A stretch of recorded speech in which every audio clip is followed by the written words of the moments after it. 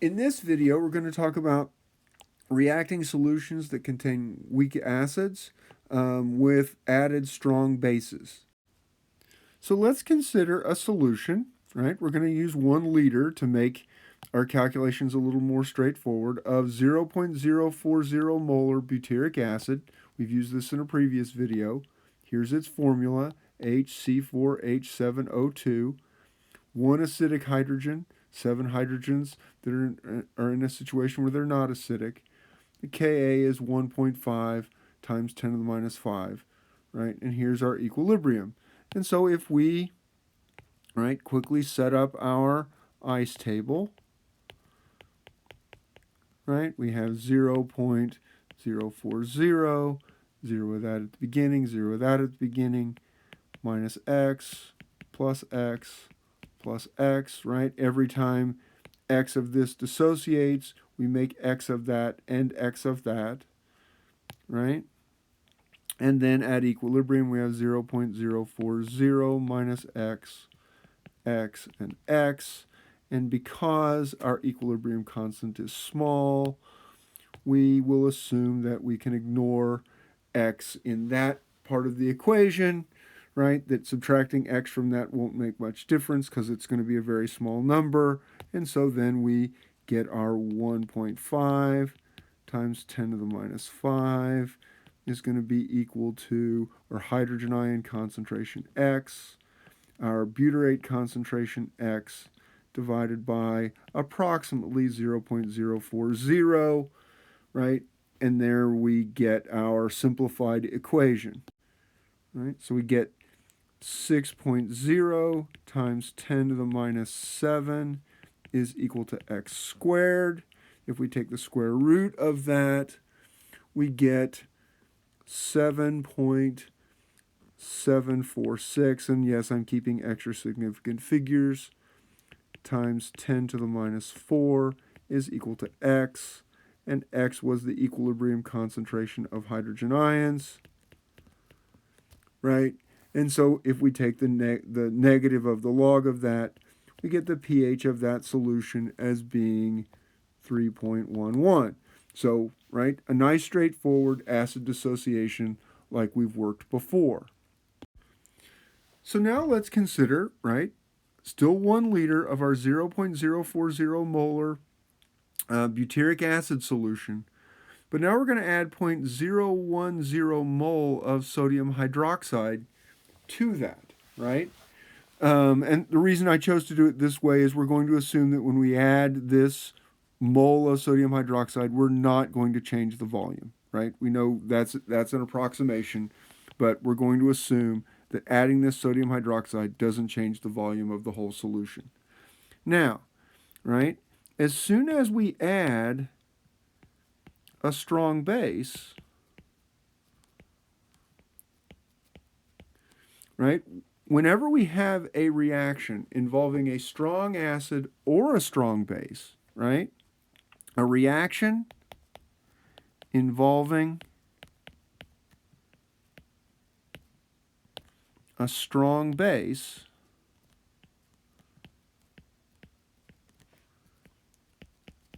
will be a complete reaction, right? Which means, right, we've mentioned this before. Whenever we have multiple processes going on at once, the first thing we do is consider complete reactions or processes. And then we consider any equilibrium after we know the result of the complete process, right? And so we've got this strong base, which will make, force some reaction to be complete. And so we have to pay attention then to how we have to consider this, right? And there's another consideration here, right? When we're dealing with complete reactions,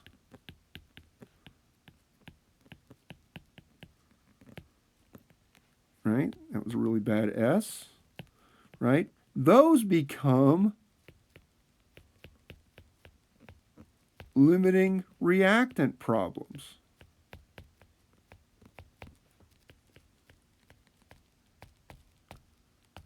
Right? And so, in essence, we have to work limiting reactant problems in moles. Right? Limiting reactant problems are mole-to-mole problems. We can't always get away with working them in molarity. Right? And so we have to be careful with that.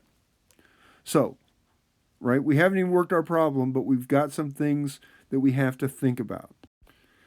All right, so we said we have to work it in moles, and this is where setting the problem up the way I did, we have 0.040 moles of butyric acid per liter times 1 liter gives us our 0.040 moles of butyric acid. Now, we said a reaction will be complete, right? We have an acid and a strong base. So our complete reaction is going to be our acid, butyric acid, plus our sodium hydroxide, our base, to make a typical acid-base reaction. Water plus sodium butyrate. Sodium butyrate. Okay? And so we can consider, right, our changes, right? If we look at our initial condition, we have 0.040 moles of that. We have 0.010 moles of that. Water we don't care about because it's a pure liquid, and so it will take itself out of our equilibrium because its activity is 1. And at the beginning, we have no sodium butyrate, right? Our change, since we said this is going to be a limiting reactant problem, in a limiting reactant problem, all of our limiting reactant reacts. So we know all of our sodium hydroxide is going to go away, right? It's going to react, which is going to determine how much of everything else reacts and how much of our product we create. So when we reach our final, remember this is not an equilibrium reaction. So when we reach our final state, we have 0.030 moles of butyric acid. We have no sodium hydroxide left. Again, we're not worried about the water. It's going to be diluted in the whole volume of water, and its activity is 1 because it is a pure liquid. And then we're going to end up with 0.010 moles of sodium butyrate, right? And so now we have the completion of our first, right? That is the completion of our first complete reaction or process, right? Now we have to consider, right, this sodium salt because we have to acknowledge that there is another complete process. Okay, so we said we were going to think about that sodium butyrate, right? Sodium butyrate being a sodium salt, knowing our solubility rules, we know that is soluble, and we know that when soluble ionic compounds are in water, that they dissociate completely. So there is a second complete process, the dissociation of our product salt, right? That will dissociate into sodium ions associated with water molecules and butyrate ions, again, associated with water molecules, right? We could put aqueous after this to keep track, right? But once you're used to it, after a while, you remember that. Okay, And so now, right, we have a process going on. We have our initial state. We have our change. Since it's a complete process, it's a final state, not an equilibrium.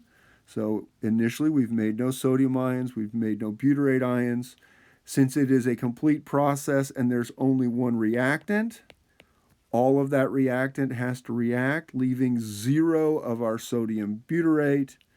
That will make that much of that, that much of that, at our final, right? And so at the end, we have 0.010 moles of our butyrate ion. And that 0.010 moles of butyrate is in the 1 liter, and so you end up with 0.010 molar butyrate. And the reason why we had to do that was we have to remember, right, equilibrium problems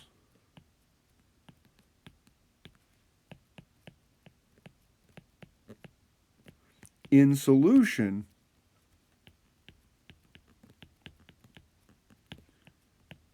are worked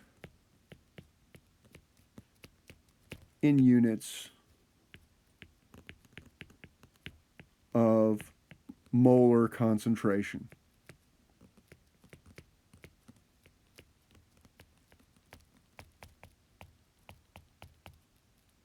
Right?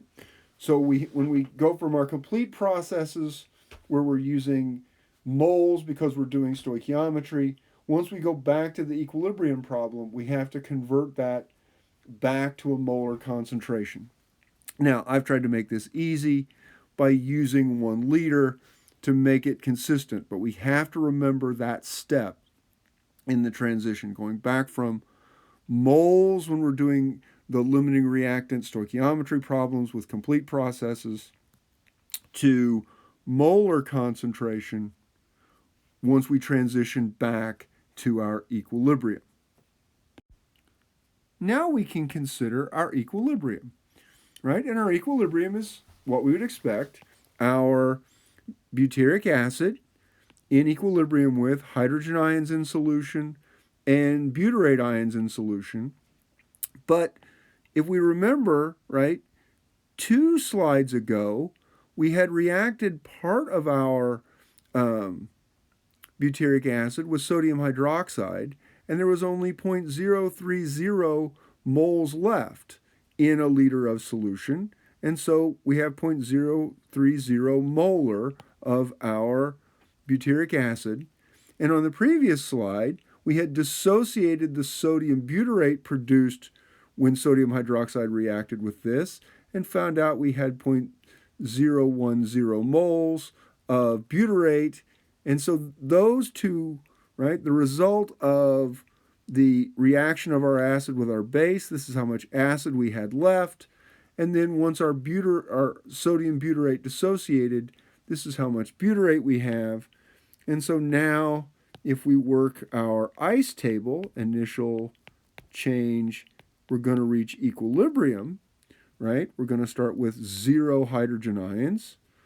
We're going to go minus x. We're going to go plus x. We're going to go plus x, right? 0.030 minus x, 0.010 plus x. But because our equilibrium constant is small, right? Remember that our equilibrium constant was 1.5 times 10 to the minus 5, right? We have a small equilibrium constant, so that means we're going to make the assumption and ignore our x, which we said, previously makes this problem easier, right?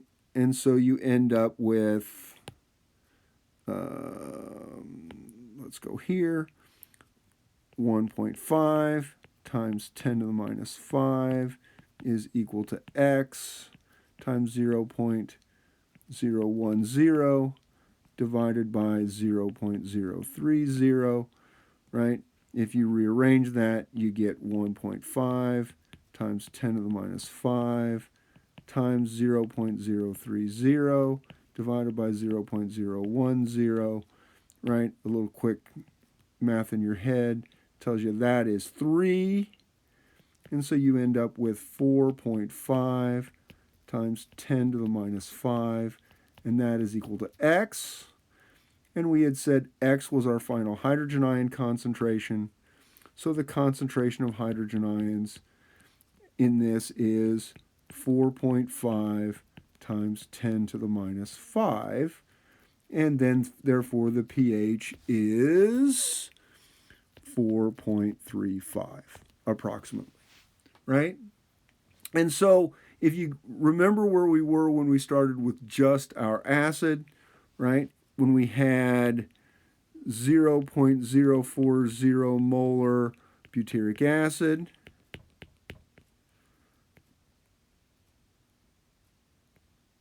O2, our pH was 3.11, and so our pH would have gone up from 3.11 to 4.35 as a result of adding a little bit of sodium hydroxide. So that's how we handle a calculation where we have a weak acid reacting with a strong base in solution.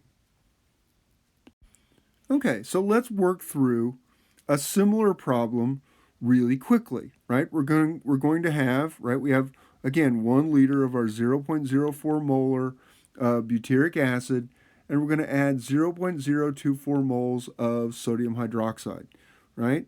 So since we have a strong base involved, we've got a complete reaction, right? And so our complete reaction will be our acid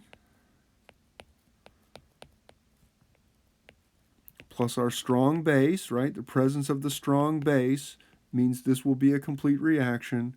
We're going to end up with water plus our sodium butyrate, right? And if we convert our molarity to moles with 1 liter, right, we're going to have 0.040 moles of butyric acid. We're going to have 0.024 moles of sodium hydroxide.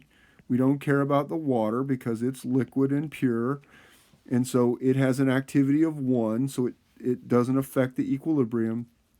And the sodium butyrate starts with no concentration, right? So we've got our initial, we've got our change. Because it's a complete process, we have a final state, but we will not reach equilibrium. This will be a limiting reactant problem, right? So this becomes our limiting reactant, the thing we're going to run out of, right? And that's going to determine how much of everything else reacts. And so we end up with 0.016 here. We don't care about that one. Then we're going to make plus 0.024 of that. And since we started with 0, we're going to end up with 0.024, right? And so now we know how much of our sodium butyrate we're going to make. There's our first complete process, right? Our next complete process is going to be the dissociation of the sodium butyrate, right, to make sodium ions and butyrate ions, right? And we're going to start with the,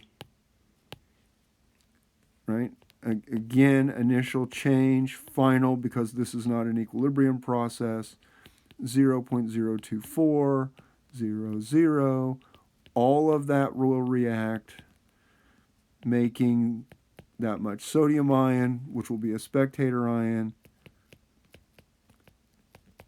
right? And so you'll end up with 0, you'll end up with 0.024, and you'll end up with 0.024. Now, you'll notice, right, you'll start to notice that, right, this number and this number ends up being the same, right, in that dissociation. Helps if you put your charge on your ion, right? And so pretty quickly you'll begin to leave out this equilibrium because you will recognize that relationship immediately, and so you won't take the time to write that out. You'll just know that if you have that much sodium butyrate, you're going to end up with that same amount of butyrate ion after the dissociation. Okay? So now we've got our complete processes done. Now it's time for our equilibrium. We have to remember that when we go back to our equilibrium calculation, we have to go back to molar, which means we have to divide all of our numbers of moles by the volume of the solution so that we get molar concentration. Our equilibrium reaction is going to be our dissociation of our butyric acid. No.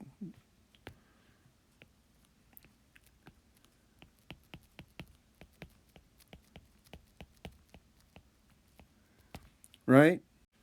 From our previous calculations that we did with our complete reactions, we have 0.016 molar here, and we have 0.024 molar here, right? We're starting with 0 of that, right? So if we start our initial, our change, this is truly an equilibrium final, right? Since we have no hydrogen ion, we have to make some in order to establish an equilibrium. That's going to put minus x there. That's going to put plus x there. We're going to have 0.016 minus x, 0.024 plus x. But again, our equilibrium constant is small, right? Our equilibrium constant, if we remind ourselves, is 1.5 times 10 to the minus 5, right? And so we will make the assume those x's are small enough to ignore, right? So when we work our equilibrium problem, we get our 1.5 times 10 to the minus 5 is equal to the x times the 0.024 divided by the 0.016, right? So we get 1.5 times 10 to the minus 5 times 0.016 divided by 0.024 equals x. And we find out that our x equals 1.0 times 10 to the minus 5, right? And, right, that is our equilibrium hydrogen ion concentration. So our concentration of hydrogen ions equal 1.0 times 10 to the minus 5. Therefore, the pH is equal to 5.00, right? So that's how we handle calculations of weak acids reacting with strong bases.